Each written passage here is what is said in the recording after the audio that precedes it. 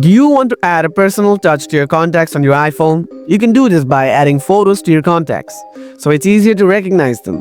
In this quick video, I'll show you how to do it. Let's get started. First of all, open the Contacts app on your iPhone.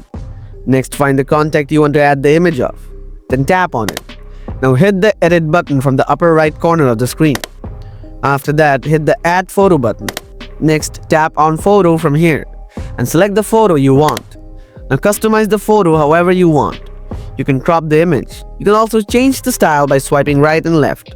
Once you are happy with the style, hit the Done button. Then tap on Continue. After that, tap on Continue again. Now just hit the Done button from the top right corner of the screen. And that image will be saved as the contact photo and poster. That's it. Now you know how to add photos to your contacts on your iPhone. If this video helped, don't forget to like it. Want to learn more iPhone tips? Subscribe to my channel. Thanks for watching, and I'll see you in the next video. Bye.